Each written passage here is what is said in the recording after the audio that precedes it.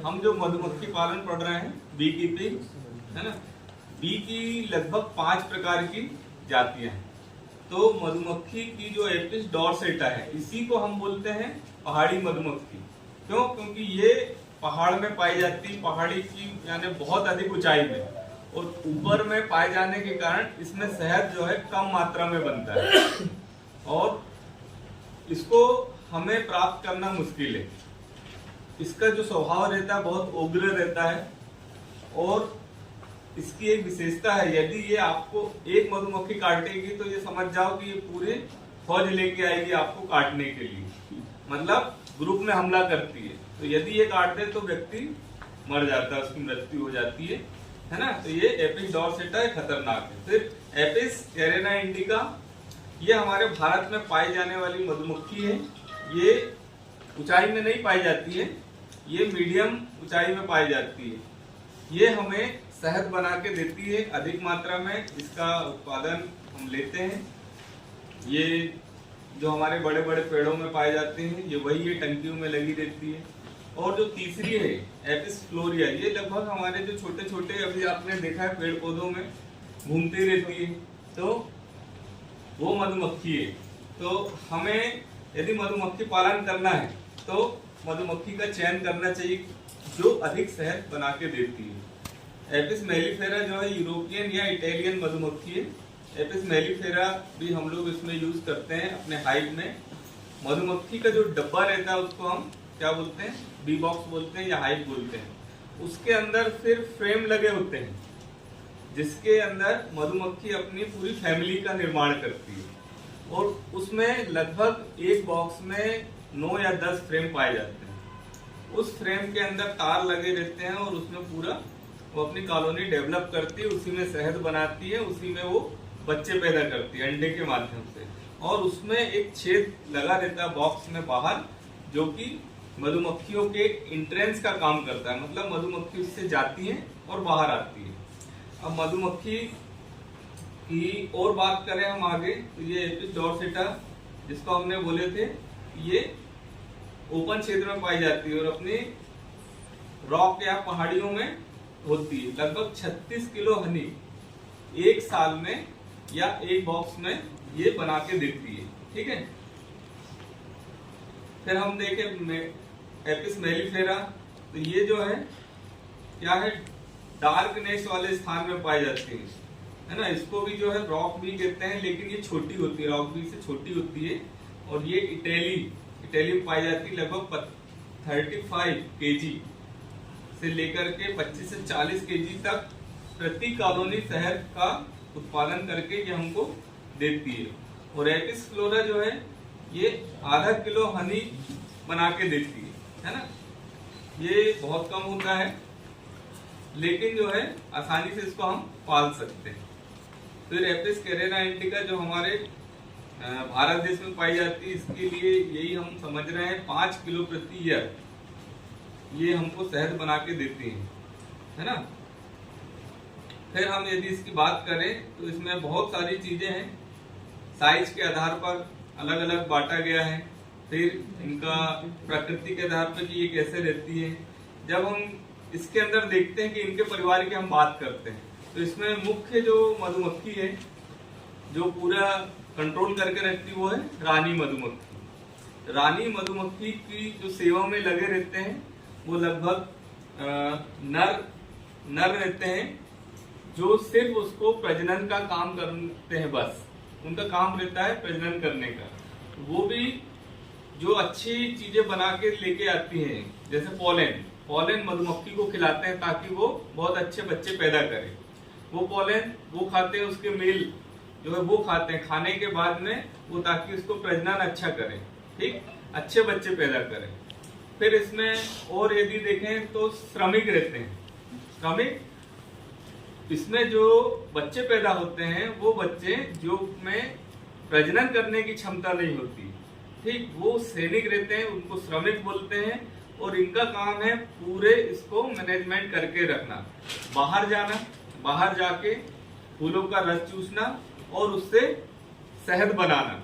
इसके अलावा इनका इनकी ड्यूटी रहती है उसके गेट में, यानी बी बॉक्स में जो छेद लगा रहता है उसके बाहर। इन लोग रक्षक के रूप में काम करते हैं, बॉडीगार्ड। इनकी नियुक्ति रहती है कि बाहर रहो, आप बाहर रह करके आप देख सकते हो। दूसरे यदि कॉलोनी के या दूसरे बी बॉक्स के यदि मधुमक्खी आ रहे हैं तो उनको ये मारने का काम करते हैं। इसके अंदर और भी एक ग्रुप पाया जाता है जो कि इसके अंदर साफ सफाई का काम करता है। मतलब उसके अंदर जो कचरा है, जो मिट्टी आ गई, जो पत्तियों का डंठल आ गया, इसकी सफाई भी करती है। इस प्रकार से हम कहते हैं कि ये पूरी एक कॉलोनी है, एक पूरा परिवार है, इसलिए इसको एक सामाजिक प्राणी हम बोलते हैं। ठीक है। और इसमें जो है इन लोग जो शहद बनाते हैं, इनको आवश्यकता पड़ने पर इन लोग खुद उसका उपभोग भी करते हैं। और इनके जो आधे में शहद बनता है, आधे में इनके अंडे रहते हैं, अंडे से फिर बच्चे बनते हैं। मतलब एक प्रकार से ये प्रजनन का काम भी पूरी अंदर ही करती है। और यदि रानी मधुमक्खी मर गई, अब उसकी पहचान कैसे करते हैं रानी मधुमक्खी? तो ये पूरे समूह में सबसे बड़े आकार की होती है। ठीक है।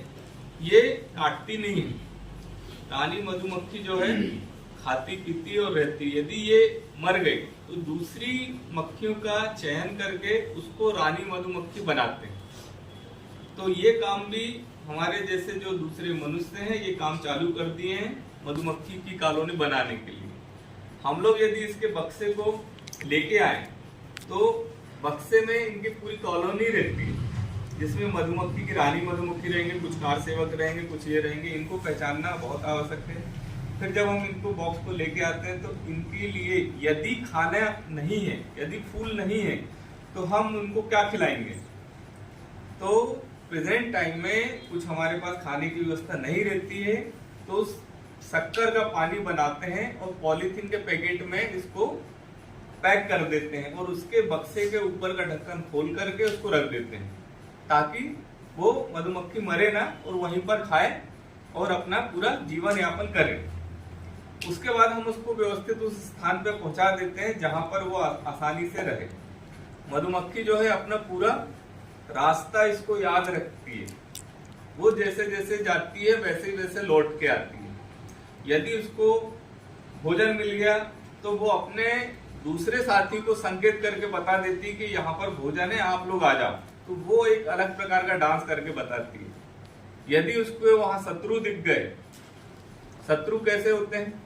बास पे आने भरैया ततैया, वो इसके शत्रु हैं।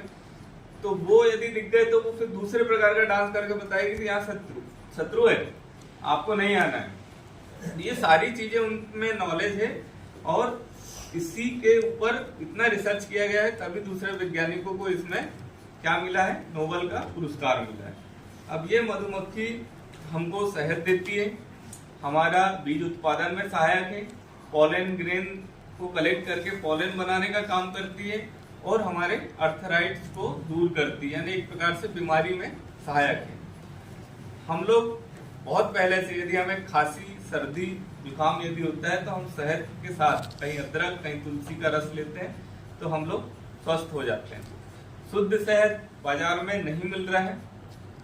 बाजार में जो शहद आ रहा है उसमें आप देखोगे कि उसमें शक्कर का सीरा मिला दिया जाता है या दूसरी चीजें मिला दी जाती है और वो आपको पहचान में नहीं आता। अभी लगभग हर प्लांटेशन हम कर रहे हैं, यदि प्लांटेशन कर रहे हैं हम, यदि जाम का प्लांटेशन कर रहे हैं तो उसमें जो फ्लावरिंग होती है, 3 टाइम फ्लावरिंग होती है, उस समय यदि हम उसके गार्डन में जो बक्से रखते हैं उससे जो मधुमक्खी शहद बनाएगी तो उसको जाम का शहद बोलते हैं। ऐसे ही यदि जंगल है हमारा यूकेलिप्टिस का तो वहां पे जो शहद बनाएगी मधुमक्खी तो यूकेलिप्टिस का शहद कहलाता है। ऐसे यदि नीम का जंगल है तो नीम का शहद, आम का है तो आम का शहद, लीची का शहद है, बहुत महंगा दिखता है, व्हाइट कलर का होता है। और मल्टीफ्लोरा जो है, मल्टीफ्लोरा शहद बोलते हैं। यदि सारे प्लांटेशन मौजूद है गार्डन में तो वहां यदि मधुमक्खी शहद बना रही है तो मल्टीफ्लोरा हनी बोलते हैं। हनी की कीमत 500-600 रुपए से लेके लगभग 2-3 हजार रुपए किलो है। आप लोग ऑनलाइन अभी डालेंगे तो भी समझ में आएगा। शहद की खासियत क्या है? शहद यदि ओरिजिनल है तो तार के रूप में रहता है। यदि उसको पानी में गिलास एक गिलास पानी ले और उसमें भर करके गिरा के देखें तो लगभग तार बनता है और इतनी आसानी से नहीं घुलता, उसको काफी घोलना पड़ता है।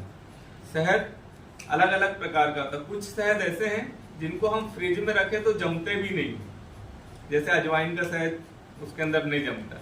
लेकिन वहीं यदि हम सरसों का शहद यदि बनाए तो वो दिखने में लगता है घी जैसा, व्हाइट, है ना, और टेस्ट भी उसका अलग रहता है।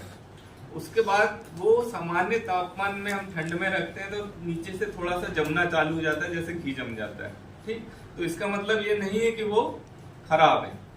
यानी हमारे बीच में हमें जानकारी ना होने के कारण हम बोलते हैं कि सभी शहद जो जमता है वो खराब है, ऐसा नहीं है। उसका एक गुण पाया जाता है शहद का, वो जमता है और क्रिस्टल फॉर्म में जम जाता है, नेचुरल भी है तो भी, है ना। तो वो चीजें अच्छी है। इसमें बहुत प्रकार की न्यूट्रिएंट्स पाए जाते हैं शहद में, जिसको हम जो है यदि अपने खाने में इस्तेमाल करें तो हम लोग जो है अपनी बॉडी को तंदुरुस्त रखेंगे। यदि आपको थकान महसूस हो रही है, रोज आप अधिक काम कर रहे हैं, तो आप सुबह 1 चम्मच शहद अपने गुनगुने पानी में लें तो आपकी बॉडी में ये सारे मिनरल्स को मेंटेन करने का काम करेगा। दूसरा, यदि आप बहुत मोटे हैं, आपकी तोंद निकल गई है, फैट बहुत अधिक है और उसको घटाना चाहते हो, तो आपकी वसा को जलाने का काम करेगा। गुनगुने पानी में 1 चम्मच शहद के साथ में यदि आप नींबू की 2 बूंदे डालते हैं और रेगुलर लेते हैं तो आपकी जो है फैट वो भी खत्म हो जाएगी और आप स्वस्थ हो जाओगे। तो ऐसे बहुत सारे गुण हैं, बहुत सारे फायदे हैं मधुमक्खी के, जो आज हम लोग समझे हैं। तो ठीक है, समझ में आ गया आप लोग को? हो गया। अब हम बंद कर दें। अब हम